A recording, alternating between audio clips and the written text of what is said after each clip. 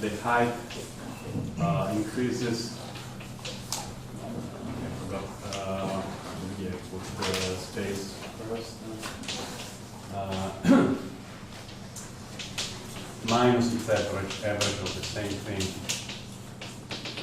is much larger than square root log t, so meaning that it's larger than some large constant times square root log k, sorry. This goes to 0 with u.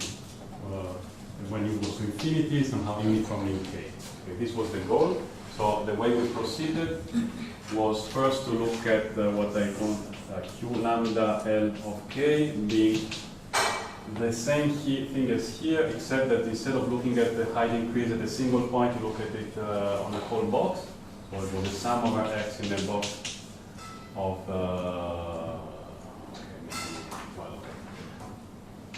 the same thing where h x k minus h x 0 minus the average.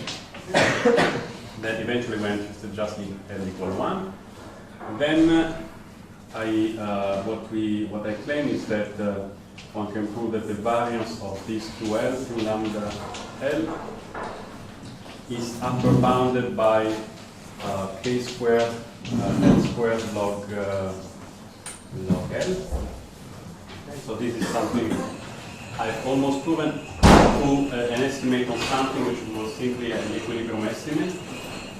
And then once we got this, we concluded in the following way. Let me just remind you. So this is the event A. We would like to show it small. It's unlikely. So we wrote the probability of A as the probability of A intersected this.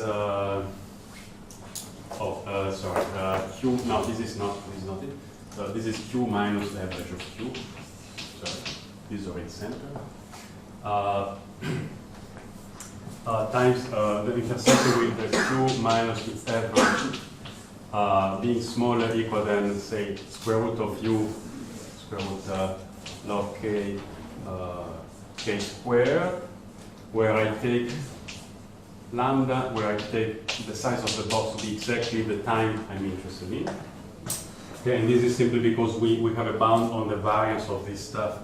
So it's unlikely or much larger than the standard deviation plus something small. Okay, this was one step. The second step was to write this sum as the sum of three things, and to show that it's very unlikely that the three things, let's say I call them maybe A2 plus A3 plus A4, where A4 is exactly lambda k times, or is k squared times the thing we are interested in, this height difference. The same as here. Okay, so this is the thing we want to control, and then we say that the variance of these A2 and A3, they have the same distribution, is smaller than again k, what was it, k square. No, wait a second, just messed up with k. K to the 4 log k. K to the 4 log k, yes, please. Okay, so again, it's very unlikely that this A2 exceeds this threshold, say square root of u log k, and then then the conclusion was, I didn't really write it down. So the conclusion was that you want to estimate the probability that A intersected this, let's say what I call here A1 smaller or equal than square root u k squared log k. We would like to say this is small, and this we write as you intersect A, you intersect the fact that A2 is smaller or equal than square root u times the usual k squared log k, and A3 is also the same. And then you have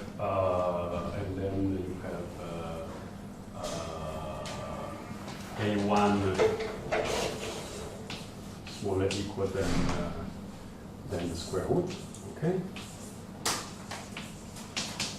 Okay, this is something, plus the events where either A2 or A3 exceeds this value.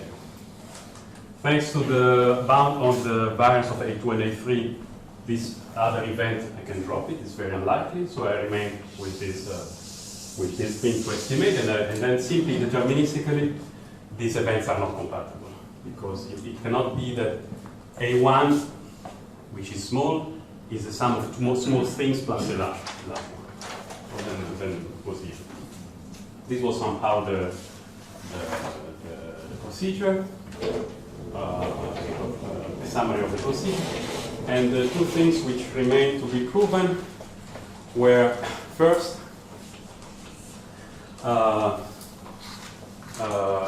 were two things to be proven. First of all, that the variance of this A2 and A3 does not exceed what I've written down. So I had to prove that. I remember that I want to prove that remains to be proven. Two things. That the variance, the average at equilibrium, so these quantities A2, A3 are centered, so second moment of variance is the same. I want to prove that, remembering what, so yes, the sum over x in the box of, okay, I have the square of h x. Here I drop the time simply because it's an equilibrium estimate, so time doesn't matter. I could put k, I could put 0, doesn't matter. Minus h of 0 being the center of the box, so I have my box here. Lambda, sorry, yeah, and then I take a k palette, so let me take a k by k box, but for this estimate there is no time, so it's a k by k box centered around the origin. Just by translation invariance, I take the sum over all the points of the height difference between point x and point 0 minus the average of this height difference. And of course, by the way, the average of this height difference, you know what it is. It's just rho scalar curl of x, because rho is the average slope. Okay? Then I close the parentheses, take the square. Okay?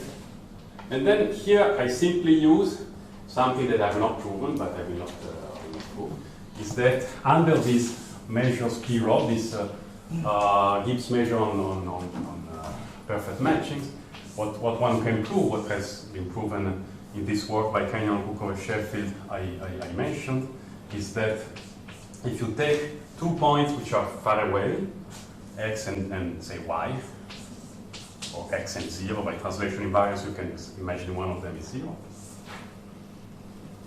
The variance, according to this measure, of the difference, the height difference between 2 points, is smaller equal for x minus y going to infinity. Is upper bounded by, so it grows at most like the log of the difference. Okay? So this is something I will not prove. It's, for those who know diamond models, this is really, did I write it correctly? Yes. It's really saying that the model behaves like a Gaussian free field, no correlated Gaussian field. It is something one can prove by using this determinantal structure. I mean, it's not a trivial thing, but once you know how to prove it, it's not hard. Anyway, it's well known. So I will take this as an input. I will not try to.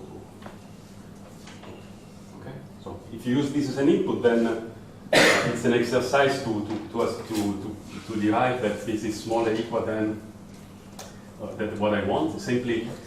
So this, if you want, it's. If you write it down, what is it? It's just the sum over x and y in the box of well, the covariance between hx minus h0 and hy minus h0. Just expanded out the square, and then you just do again a Cauchy-Schwarz. I bound the covariance by the smaller than the sum over x, y of the square root of the variance of hx minus h0. Same thing for y.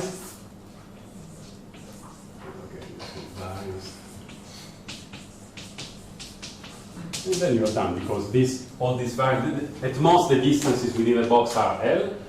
You bound them by log L. You have sorry, I'm talking about L, but it's K. So it is bounded by the number of points. Okay, the square of the number of points, because every sum contains this K square point. So you just take this from this bound. Okay. So it's a very simple-minded thing. You just yeah, that's what it is.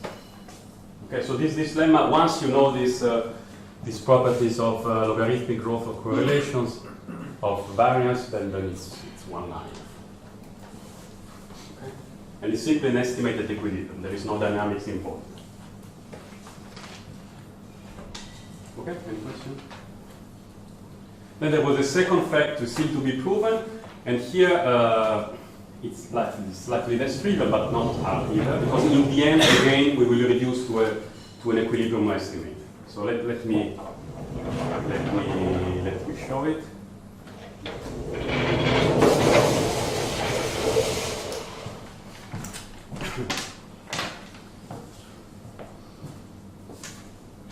What was left to prove?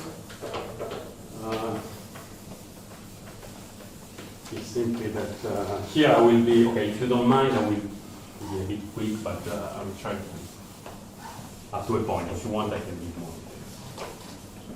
details. So somewhere in the argument that led to the estimate on the variance of Q, lambda, I was using that, I claimed that the sum, I claimed somewhere that the variance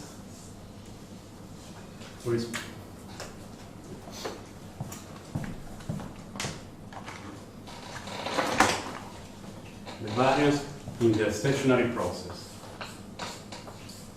So the variance in the stationary process. Well, maybe I should write. It's not a variance, okay. It's a variance with respect to the Markov process that is stationary. Of what was K, let me write it down, yes. Of the sum over X in the box of H X at time 1, say, minus H of X at time 0. So this is the total increase of height in the whole box. Okay, at stationarity, I'm looking at the variance of this stuff, and I claim this is smaller than the constant. I will forget the constant. K squared L squared log n. Right? This is what I claimed. If I'm not wrong. Okay, so a priori, this is not exactly an equilibrium. This is not exactly an estimate of something that happens at a single time, because it involves two times. But you will see the argument is rough enough that in a sense you can reduce in the end to single time estimate. Okay, so it works as follows. Okay, so let me remind you.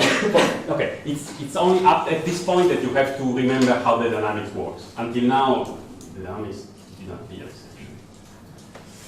But this argument, so it's slightly different if you want to do it for the shuffling, for the other one, but okay, so the idea is always the same. So remember how the shuffling algorithm works. In a single time step, say from 0 to 1, what you do is you make these local transformations only at the even faces, where the even faces were those with the lower left white vertex. Like you do something here, something here, something here. So trivially, this height difference is 0 for all the odd faces. So I could restrict. For free, I can restrict the sum to the even faces. Let me not try. Simply at the odd faces, it's different. 0 deterministic. There is nothing. Okay, and then one thing that you can check is sort of checking a finite number of. Maybe I will try to convince you in one case, but okay. Let me write down the following thing. And again, it's a matter of checking a finite number of situations. So the claim it's a deterministic claim that if you look at some phase f, x, after you do one step, it could be from k to k plus 1, it doesn't matter for 0 to 1. So what is the height difference? Okay, call eta the diagonal configuration at time 0,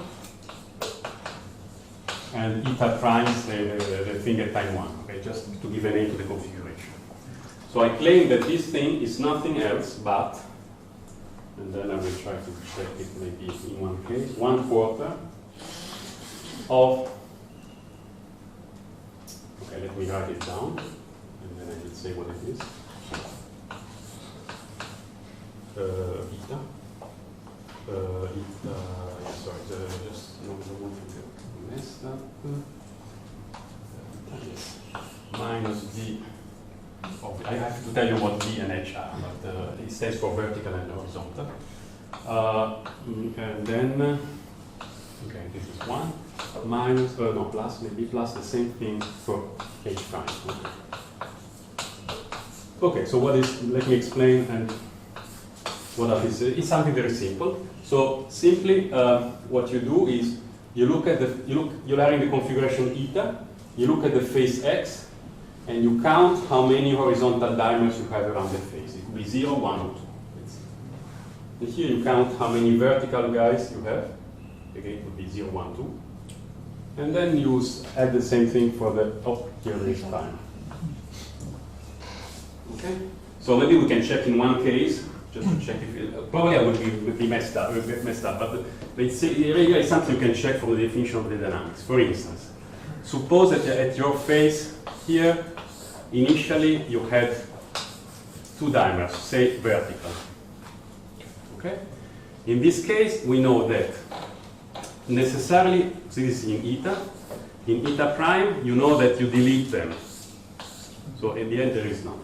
So in this case, h of eta is 0 because there is nothing horizontal. V of eta is 2. And these 2 guys are 0. So I would like to see that the height change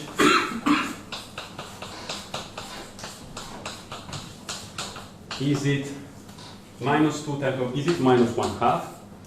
Okay, and then okay, you have to go back to the roots of the dynamics.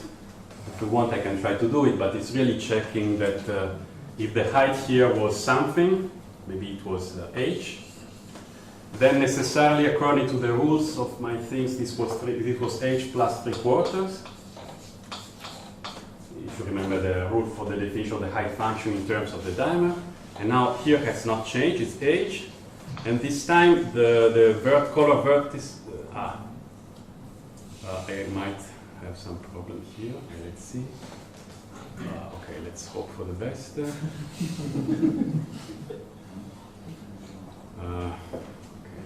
I was sure this would happen. No, I think it's still okay. It's still okay. Yeah. Because now the colors have swapped.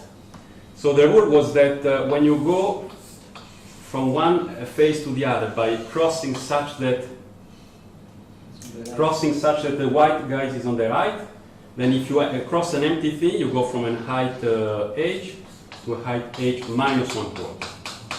Okay, so here if you want to go to h, you have to start from h plus 1/4. Yeah, so clearly this one minus 1/2.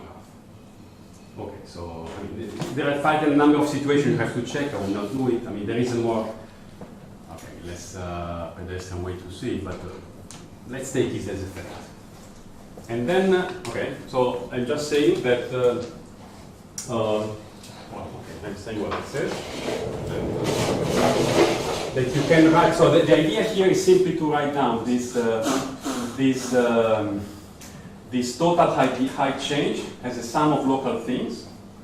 It still involves 2 different times, but you will see for we are lucky enough that by another Cauchy-Schwarz we can decouple time 1 and time 0. It will be done given a certain equilibrium estimate that I will explain. Okay, so now it's really I will do a Cauchy-Schwarz non-stop.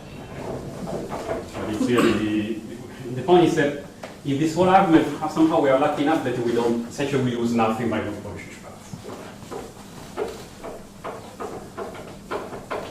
there is the last point where I will not do Cauchy-Schwarz, otherwise you get a bound which is totally wrong. But okay, so we are almost done. Because why? Because okay, so what you have, you want to estimate the variance of this sum is summed over x, and then there is also sum because there are two things. So by doing many, like 2 times or 4 times Cauchy-Schwarz, I can bound it by something like the variance over the sum over x of h x of beta, maybe there is a 4 or something like this, then the variance of sum over x of maybe v x of beta, and then the same things for eta prime, but by stationarity you get another. So you can decouple the time 1 and the time zeros, okay, simply because well, I have a sum of things involving eta, a sum of things involving eta prime. I will just bound the total variance by twice the sum of the variances. And maybe there is a 4 because I've also decoupled the h's from the v's. So maybe there is a 4. Okay, now you're really done. Because, so this is the only point where you don't want to bound the variance of this sum of local things by the sum of their variances, otherwise you're lost. You get the wrong thing. But so how does one conclude? Well, hx is a local function. So hx just looks at the face x and counts how many horizontal diamonds you have. So this is, let's say, the first term is the sum over x, sum over y in the box of covariance of this local function h of x in the configuration E. Well, okay, it's not important. No, let's say h1 of e. And I've told you before that a covariance with respect to what? To the equilibrium measure. And I've told you before that in the equilibrium measure, covariance of local function decay as 1 over the distance squared.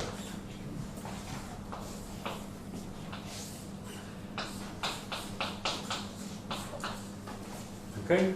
And now you just remain with summing over x and y. When you sum of 1 over 1, when you fix one of them and sum over the other, you get in 2 dimensions the 1 over distance squared gives a logarithm. So the sum, well, you still have the sum, is smaller or equal than log of the size of the box, L, from one, when you fix, say, x and sum over y, and then when you sum over y, you get L squared. Okay. So it's really essential that we've written okay. The first step is here, just to write the total height change in a box as a sum of local height changes, this is an identity, and then using the fact that at equilibrium correlations decay in a way that is marginally summable, then we get essentially something that would be the optimal thing, like L squared times some log coefficient. Okay, so if I can summarize it, in the proof works. Okay, so originally I had devised this kind of argument for the Borodin-Ferrari dynamics. You have to do it slightly different because it's continuous time. But then with Sunil, we adapted it to this case, but it's really very similar. By the way, as Vincent pointed out during the break, you can actually simplify even further the argument. You don't need to do this sort of iterative, kind of discrete. You can do it directly in one step. So, but anyway, so that's also a more simplified thing. So, but the only things we're using this argument are that were properties of Piron, were properties that under Piron, under these equilibrium measures, high fluctuations grow like log of the distance.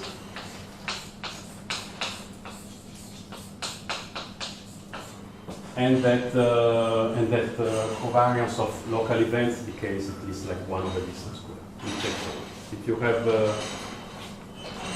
these two ingredients, the proof goes. And why did you use the dynamics? In this picture, the dynamics don't seem to play a role. No, it's no, in fact, So it's really transferring the rigidity of in space to rigidity in time. It's really very rough argument if you want. It works also for the reversible case. Well, you need somehow that the dynamics is an effect of many local. You could imagine a dynamics where the fluid involves very far away points, and then here you get something different. But if the dynamics is an effect of so it's implicitly in the invariant measure, the decay of correlation. It's implicit in the invariant measure, in the dynamics, somehow determine the invariant measure, these properties. Yes, But as long as we have dynamics, yes. It's really important to know properties of Piron.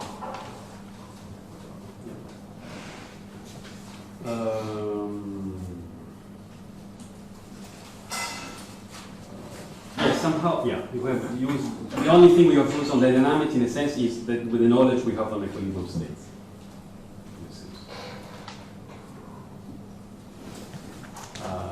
Okay, these were two things. Are there any questions about this? Otherwise I will switch back to the slides.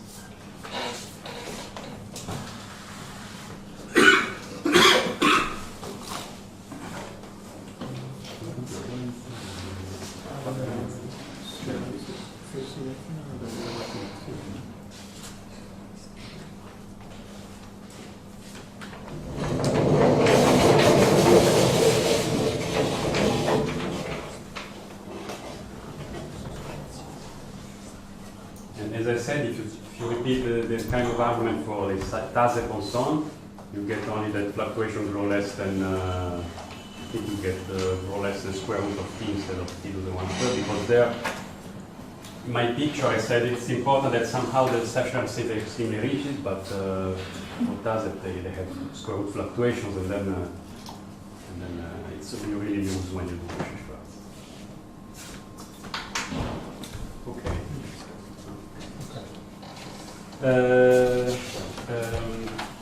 Okay, so some ideas of proof I've done. So some ideas of one proof.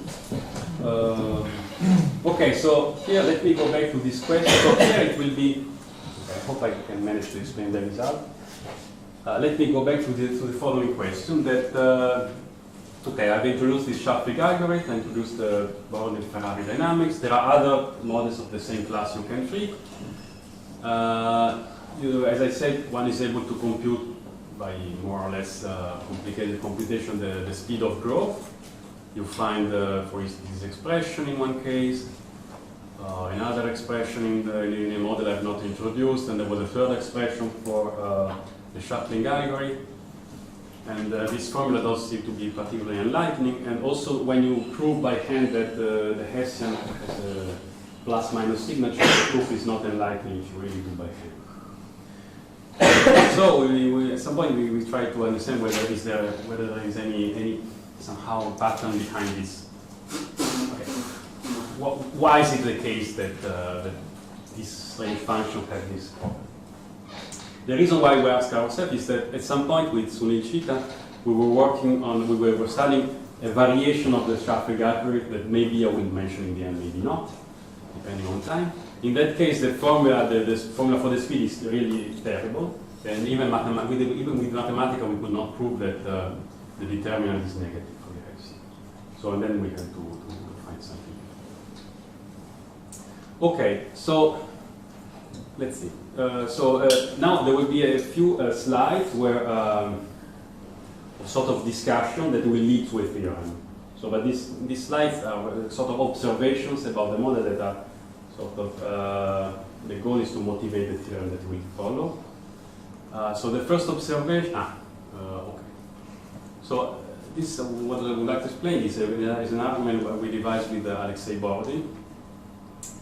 Okay, so let me restart with this observation that essentially all the models we know of in this anisotropic KPZ class, at least those for which there is any result known, have the following special feature, which I already said many times, is that their stationary states for the gradient is P rho, are of Gibbs type.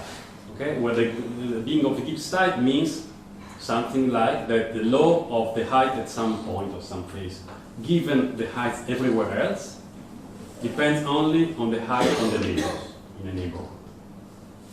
In the particular example, it's really the neighbors distance one. And this is something very special, so in principle you could imagine that the distribution of the height somewhere depends on all the heights. There is no reason that why, when you are in equilibrium, you start from a Gibbs potential with a finite range interaction, so clearly if you introduce a Glauber dynamics, you are reversible with that measure. So by construction, when you do usual Glauber dynamics, you are reversible with respect to a measure that has finite range interaction. But here there is nothing that guarantees that the stationary measures have finite range interaction. There is really no reason. Okay, but it so happens that in this case it is the case. The fact that these states are determinantal is true most of the cases we know, but it's not really an issue. Will not be important in this discussion, so it's kind of a further accident. Okay, so this was one point. The second point is actually that more than that is true. For these examples, one can, we need three examples on the blackboard. One can exhibit certain states, which are sort of Gibbs states, sort of equilibrium states, not equilibrium.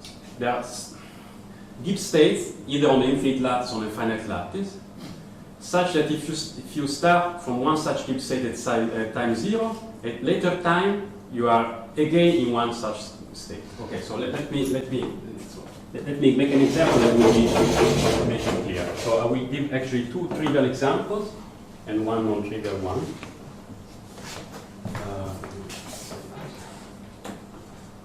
Okay, so what do I mean? So first of all, let me recall that what I meant by Gibbs here is simply a state on, say, the diameter covariance of the plane, such that when you condition on the outside of a set, inside you are uniform. So I will adopt this as definition of being Gibbsian for a measure. I don't require it to be translation invariant. I just require to be conditionally uniform inside given the outside. Okay, I'm stating that in these dynamics there exist families of such states, such that these families are stable. So if you start from a state in such family, at later times you are still in a state that is in the same family. Not necessarily the same. So they're not necessarily stationary states, but it's kind of a stationary family of measures. Okay, well, let me give a trivial example, as I said. The trivial example is as follows. Think of the case of these interlaced particles, and remember the tiling picture. Remember that to the interlaced particle there was a tiling picture behind. So let's imagine you are in the you look at your plane and you look at the following rhombus tiling, very simple, of the following shape. So I'm telling you this will be really a trivial example. The second one is slightly less trivial, and the third one is non-trivial. So suppose your initial state is something like this, where the peculiarity is that you have only rhombi of two types. There will be no rhombus of this type. So for instance, this is, and then you can go on, for instance, like this and so on. So suppose this extends the whole plane, and imagine, so I'm claiming that the Dirac mass on this configuration is a Gibbs state, simply because what you can check is that in any way you can cut a domain out of this tiling, say this domain here, I don't know, for instance. There is a single way to fill it, and it's the one I've drawn. Okay, so it's a Gibbs measure of a very trivial type. It's a Dirac on one configuration. And the other thing is that if you start the dynamics of the interlaced particles from this configuration, you remain there, because there is no particle action. Okay, so in this is a very trivial case where you start from a state which is this Dirac mass at time 0. It's not a translation invariant state, clearly. I mean, it's a translation invariant. And at later times, you are actually still in the same one. Okay, so this is a trivial example of a non-translation invariant Gibbs measure for this. All right, so let's see a less trivial one. but still kind of trivial, not so interesting. Just to show that actually it may happen that you remain Gibbs, but there is really time dependence. So think of the shuffling algorithm in the following situation, where okay, this requires a more elaborate picture. So think of an initial state of the following type. It looks periodic. Okay, so this goes on, and then here you complete it with another periodic timing, and so on. Okay, so it's like this would be a totally periodic perfect matching, but there is something wrong here, maybe. No, it's perfect. So in this half space you have this periodic timing, in this other half space you have this other periodic timing. Okay. And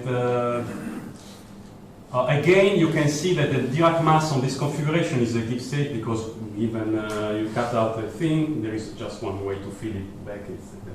But in this case, what will happen is that suppose that these are the even faces.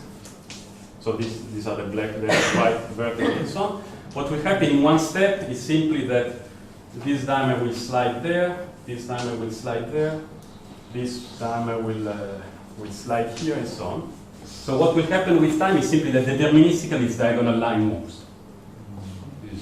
So if you start from the Dirac mass here, at time t, at time k, you will have the Dirac mass on the thing translated by k. Okay, so this will be the first example, which is not completely trivial, of a kind of Gibbs measure which evolves into another one. But still it's trivial in the sense that they are both Dirac masses. Okay, so these are, and then let me show you that there exist more interesting examples than that. But this requires some pictures on the slides.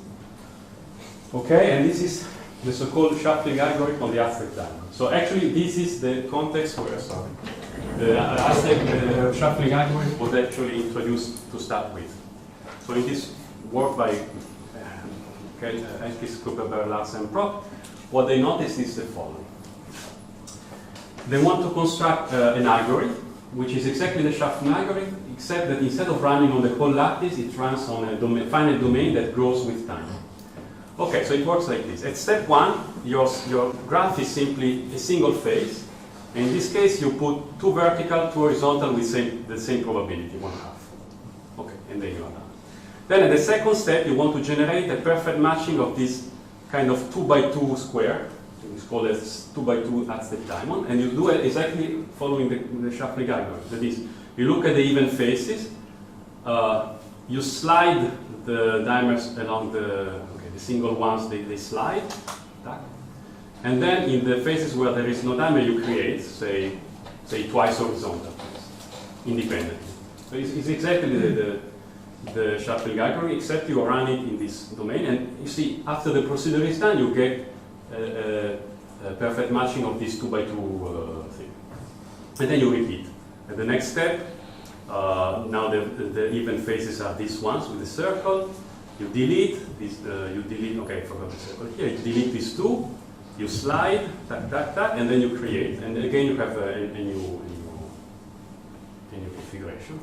And the reason why they introduced this algorithm is that you can prove that at step n, you have exactly, if you proceed this way, at step n, your configuration is uniformly distributed among all possible configurations. So this algorithm generates a perfectly uniform timings of the Aztec diamond. Okay, this is a combinatorial fact that is related to the fact that on the infinite plane, the Gibbs measures are preserved. The reason is the same. And somehow I think it's a very nice observation. So if you have a huge Aztec diamond of size 1 million times 1 million, and you want to generate exactly a uniformly random tiling, if you do it by Glauber dynamics and so on, you are never sure you have really reached equilibrium. In this way, by this algorithm, you have exactly uniform, not just a constant. Okay? Okay, so this is the this is this. No, but so at every step you do it. So you want to go to okay. At every step you increase the size of your graph. Right. So at step 1 you have a 1 by 1 Aztec diamond. At step 2 you have a 2 by 2. At the end of step 3 you have a 3 by 3. And the way it proceeds at every step is exactly what I said, slide, etc. And at the end of the step n, you have a uniform tiling of the diagonal size n. Right. Yeah. Of course, they are not independent in time. No, sure. Okay.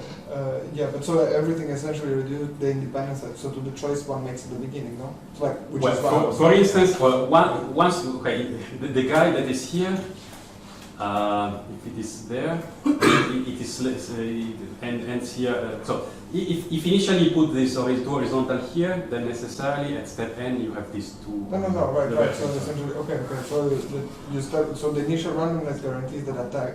But there is randomness at every step. There is randomness at the first step, then there is new randomness at the second step, because you make the creations every time. Right, okay. So you add the randomness. So the randomness add up. But you don't forget the initial randomness, but you add up new randomness. Okay, so why I'm saying that this is gives an example of well, okay, so I'm saying that okay, so at step you have okay, so the difference in this case, you have a domain that grows with time, but this is not so important. You have a time variable k, and if you have at step k a Gibbs measure that is a uniform measure on this thing on the size diagonal of size k, at the next step again you have you're in a Gibbs state just in a slightly larger domain. So again, you have the preservation of this uniform or Gibbs spot. Okay. All right. There are other examples.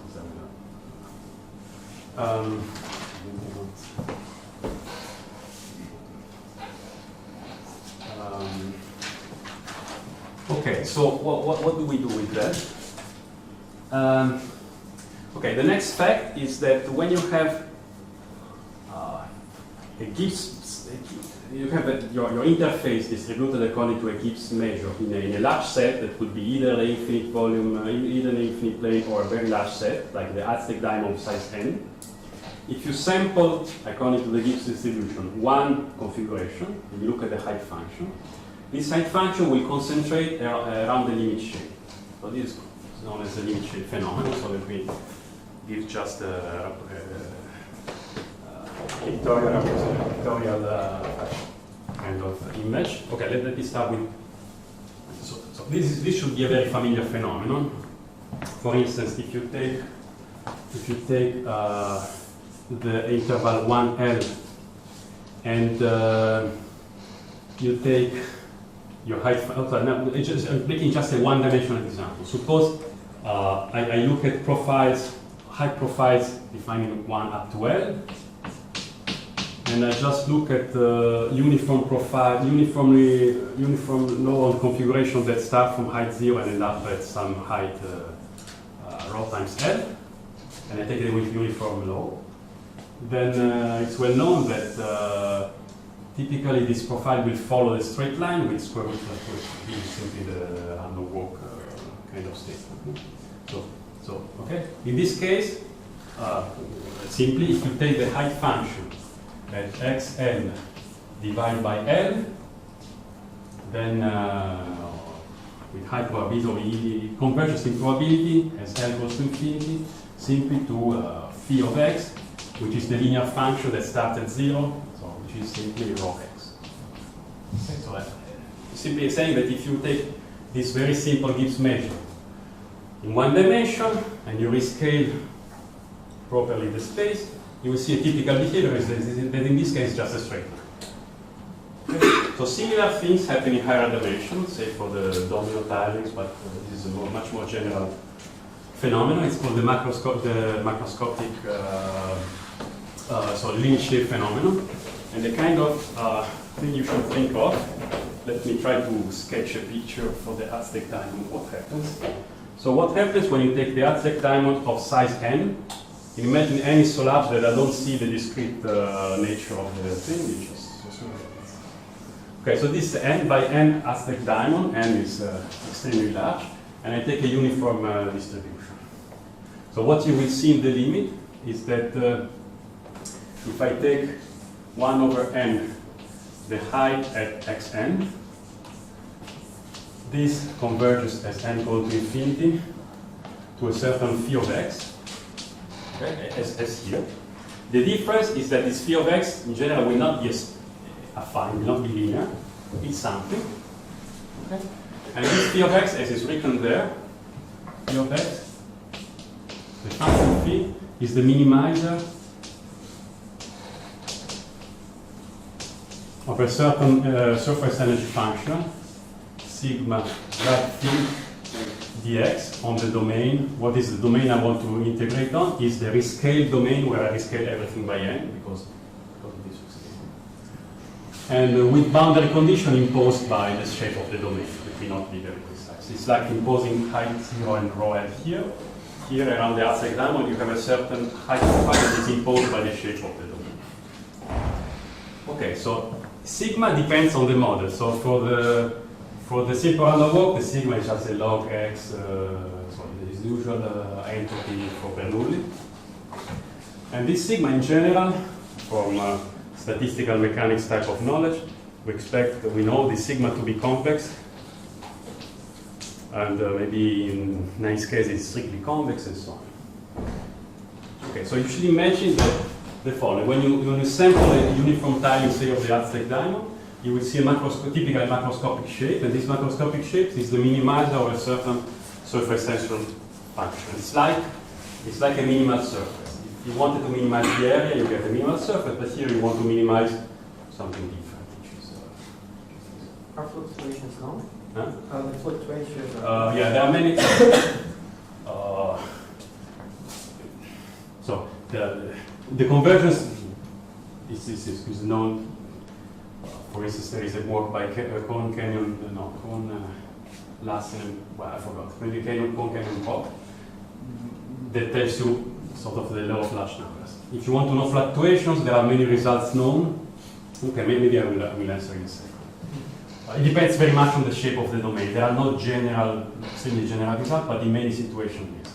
So for instance, how does this function phi look like in the Aztec diamond? So suppose I have now rescaled things so that this is of size 1. The typical tiling, the typical configuration will look something like this. You will have a circle.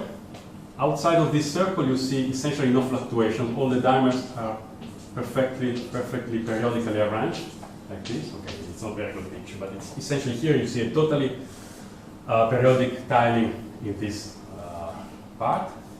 The same thing here, except it's rotated. Same thing there. So in these 4 regions that are called frozen regions, there will be no fluctuations. And then inside here, in terms of height function, it just means that here the height function phi is affine. It's affine, and here in the middle is curved. Okay, so here phi is really, here in the middle here, it's really non-trivial function with some curvature. And to answer the question, inside this, what is called liquid region inside, it's known that fluctuations are logarithmic, square root logarithmic scale, square root of n logarithmic scale. And then here it's known they are essentially 0.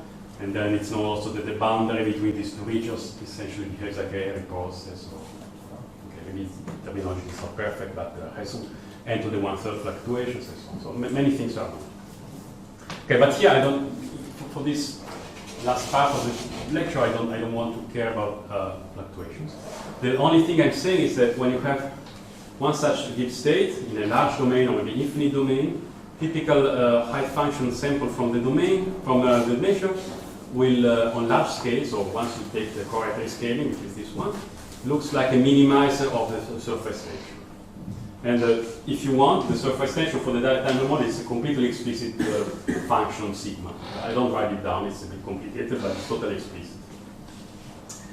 Okay, what does it mean to minimize, what does it mean for a profile phi to minimize the surface tension? It's simply, if you write down the first variation of this function, so the Lagrange equations associated with this functional phi, sigma, it means that phi has to solve this elliptic type PDE. Okay. I say elliptic because sigma is convex, so this matrix sigma j is positive. Okay, so again, when you sample a typical configuration according to these Gibbs states, you will see a typical height profile, and this typical height profile solves this equation that is called Euler-Lagrange equation associated to sigma. Okay, so I almost get to the theorem. Is the following. Now we have two facts. That for these dynamics, when you start from a Gibbs state at time 0, you end up in a Gibbs state at time t. This is the first fact. The second fact is that in any of these Gibbs states, the height function looks like, over layer scale, like the minimizer of the surface tension. Okay, so with these two facts together suggest, and actually so imply that if you look at the hydrodynamic PD of your dynamics, this is the PD that is appearing in the hydrodynamic limit. So once you rescale time and space ballistically, the profile follows dt phi equals our function v of graph phi. This is the hydrodynamic PD. On the other hand, we know that this preservation of Gibbsianness implies that if the initial profile of this PD solves the Euler-Lagrange equation, then the same thing would be true at time t also. Okay? Does it make sense? I have a question. Yeah. In terms of the Euler-Lagrange equation, and then is this circle kind of the characteristics of the transport equation? Because locally you have like a wedge shape, and then I mean it's like if I zoom in some place in the circle, it would look like that, right?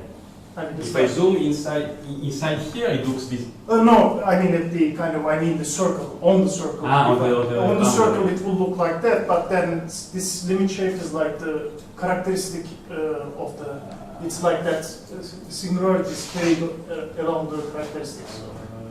I think so. I don't want to say something wrong, but okay, no, I know, sorry. So, okay, but I don't want to give the impression this is a very complicated thing. So, for instance, in the so in the case of the hexagram in particular, it's very simple because this somehow, since going from n to n plus 1, so it's increasing time, you are simply changing the size of the system but not the shape.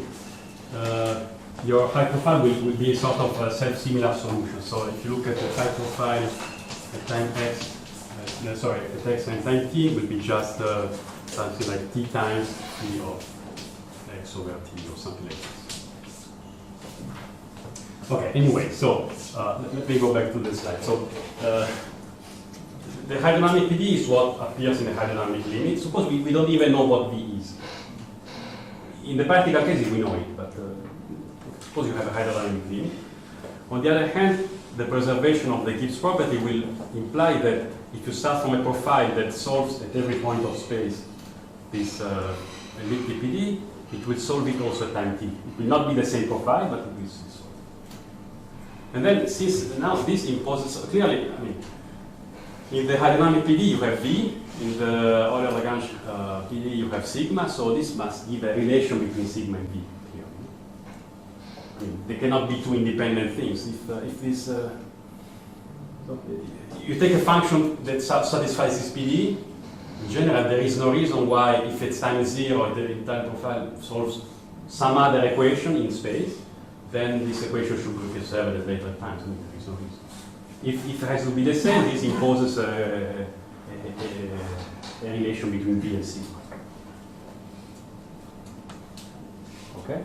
And the thing that I will just okay. So let me wrap up this thing here as a theorem and just tell you where, once the theorem is written down, once you know it's true, it's just really a matter of calculus, one page of calculus to prove it. It's nothing very big, but the gain here, okay, so let me show the theorem in the informal version, then maybe give a more formal version here. So the theorem, it says the following: if your growth model has a hydrodynamic PD of this shape. Well, this is not, this is the general kind of things. And at the same time, the hydrodynamic PD preserves the Euler-Lagrange equation for a convex surface tension functional sigma, then necessarily the determinant of the Hessian of V is negative. Okay, this is the claim. Okay, is it clear? Okay, so maybe I can simply give an idea of.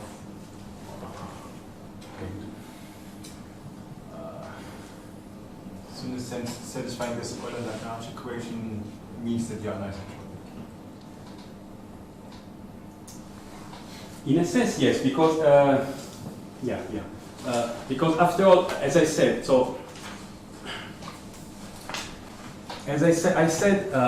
from statistical mechanics kind of folklore knowledge, one expects the surface tension of the interface model to be convex.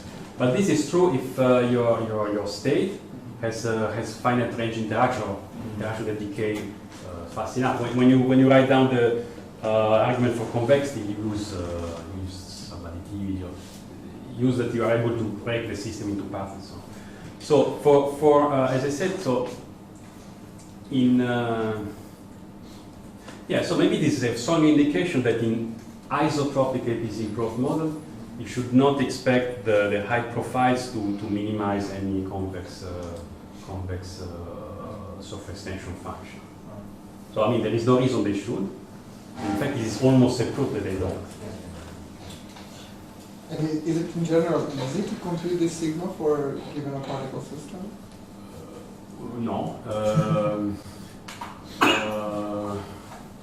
But easy. Depending what you know. What do you know? So if you know,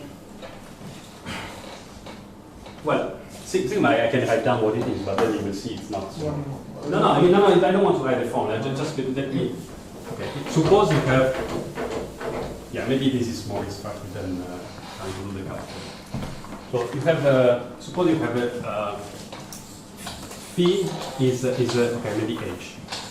H is a profile, so hx x in I don't know zd in values to be r or z, who cares? And then suppose you have a measure of the type of the Gibbs type like e to the minus sum over x close to y. V of Vx minus Vy, maybe this V is, let's say it's nice, it's symmetric, maybe even convex, something nice. And then the thing you would like to compute, what does it mean to compute the surface tension is simply the following. Suppose that for the sake of the picture, D will be 1, but the same recipe works in a higher dimension. So what you want to do is to take a system of size L. I want to compute what is sigma of rho, where rho is the slope. So rho is a d-dimensional vector. Okay? In my picture, it will be just a number. You take your system and you put boundary condition of height 0 at the left-hand point and height rho L at the right-hand point. And then you simply look at the partition function with this boundary condition, call it Z L of rho. Simply, okay, the partition function with boundary condition of slope rho. If you are in higher dimension, you are imposing, if you are in higher dimension, you have something like maybe you have a cylinder, and you slice this cylinder with a plane of slide of slope rho, and I impose this boundary condition around. So this is why I want to make a picture. And then, okay, and then you simply take 1 over L to the D log of Z and rho. Suppose for in general it's not hard to prove that this limit exists, you call it surface tension. Surface tension, maybe it's minus the surface tension. Yeah, I think it's so you want to compute this limit, so it's essentially the free energy with fixed field. Okay? So now, even if V is totally explicit, I don't know, maybe it's x4, x2 plus x4, in general you're not able to compute this limit. But for dynamic models, because they are integral in many ways, you can compute this limit, it's really explicit. This is another special thing of time.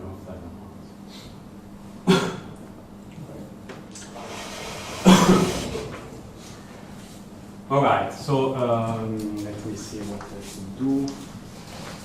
Okay, what the thing I can do is write more precisely the theorem. Yeah, this I can do. Okay, let's see. Are there any other questions? I mean, I don't want to bore you with calculus at this time, but I just write down the thing and just tell you how you start the proof. But as I said, the proof, once you know it's true, it's one page of. You don't have to get mixed up with the derivatives, but. Okay, so maybe.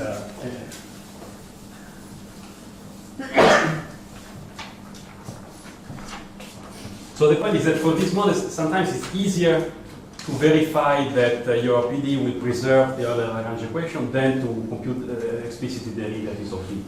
This is what happens. For the simple case, I mean, it was not so complicated after all. There are some cases where it's just impossible. Okay, so let me write down this theorem, which is simply the theorem of calculus that abstracted from this topic, I think has no interest at all. But from this viewpoint, I think it's interesting. So okay, so I will assume that sigma. I will assume it to be a convex. Okay, so sigma goes from.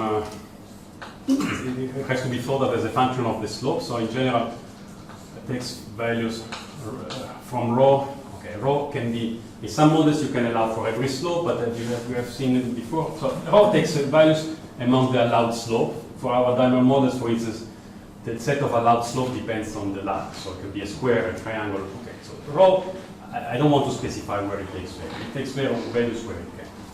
It's a strictly convex. Okay, let rho be a slope such that sigma is strictly convex and say C2 and maybe around rho. So that in the neighborhood of rho you have really strict convexity and you're smooth. Okay.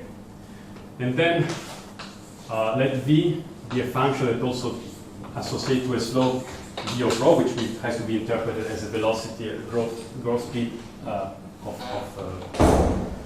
at slope rho. Okay, and then okay, these are two ingredients. And let's assume you have a domain U will be a domain of R2. It could be the whole R2, it could be a finite domain, it doesn't really matter. They are all local statements. Okay. And suppose you have a function phi of xt, x in this U and t larger equal than 0. Okay, I have to do another couple of assumptions. So, okay, so we have this thing, and you want to assume that at time 0, okay, at time 0, the slope of phi is, so the gradient of phi computed at 0 at some point equals the, so you want to prove something about the Hessian of v at some slope rho. So I assume that exists some point where the initial profile has slope rho. Okay, this is one thing. The other thing I want to assume is that I still stating the hypothesis. I want to assume that this initial height profile is not just affine. So I want to assume that the Hessian of phi computed at x0 is not the zero identity. It's not. So it's not a flat. It's not locally flat. There is some curvature there.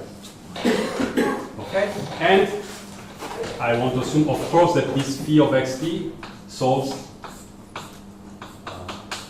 the hydrodynamic equation. Otherwise, I will not conclude anything. It's simply okay. Suppose that the phi is the viscosity solution associated to V. Okay, and then I come to the okay. These are the, and then of course the central assumption is that it preserves the Euler Lagrange equation. So suppose that and assume again that what I call L of phi let me write down and then comment.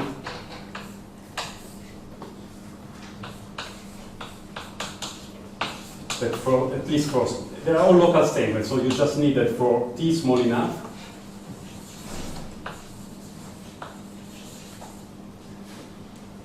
and y in a neighborhood of x0.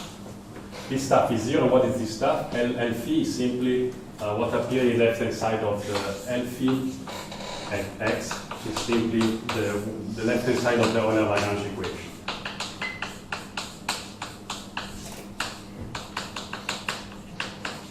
Okay, so essentially I'm assuming simply that I have a profile that follows the Hadamard PD, that I have a point where initially the slope is rho, the rho that I'm interested in, that it's not flat there, that it's not affine there, and that at least for small times, this equation preserves the Euler-Lagrange equation. Okay. And I guess I also want to assume that V is C2, otherwise. And then the conclusion is that the determinant of the second of the Sn of V is negative. Okay, maybe let's see what it is. Of course, if V is 0, it is compatible. You cannot expect to have always a constant V is 0. Okay? Okay, so it looks like a complicated thing, but it's exactly sort of writing down explicitly the assumptions there. Okay? And the only thing you have to do to prove it, so maybe let me say first how we apply it, for instance.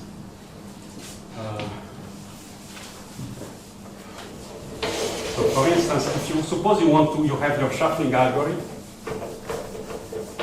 and you have your height function, your speed function, but you don't want to do explicitly the computation of the derivative for some reason. Then, okay, what you have to, the only thing you're left with proving is that given any slope rho, you can find some spot x0 in your domain where the limit shape, let me call phi bar the limit shape, the minimizer. You want to find some spot where this gradient is the rho you want, and where the Hessian of psi bar is not 0.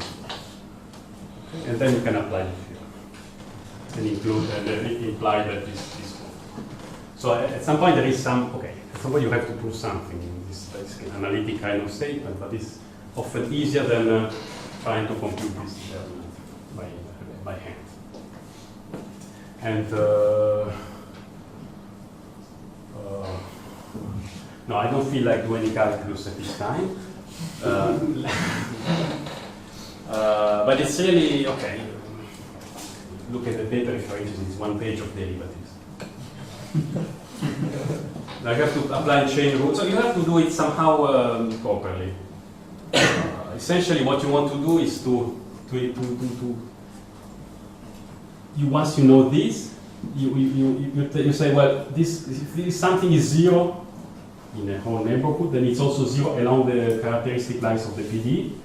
And so you impose that something is 0 according to that line, so if you take a derivative, you get 0, and then in the end, you get something. But this is not the right time to do it. I would like, okay, if there are there any questions about this? Otherwise, I will jump to the last slide of conclusions. Okay, maybe this part was not super clear, but the message is that there are really cases where I have no idea how to check by hand that a model falls into the KPZ class in the sense of the determinant being negative by doing it by hand, while by applying this kind of more abstract ideas, we can prove. So it's really useful in cases where V can get very complicated. Okay, this I skip all of this. I thought I had too few slides, but summary. Okay, so essentially it's a repetition of things I've already said, but what have we done? We have discussed essentially 2-dimensional, 2 + 1 dimensional stochastic interface growth. I've focused especially on this Wolf conjecture on universality classes, and then we have essentially discussed only the anisotropic KPZ class modest, not because they are only interesting, but they are the only case where we can say something. So there are various results one can prove: hydrodynamic limits in the hyperbolic scaling, logarithmic bounds on fluctuations and roughness. Okay, this I didn't have time to discuss. And somehow that at least for the models we know of, this condition on the determinant of Hessian of D is sort of a signature of a preservation of Gibbs property in time. And that's it.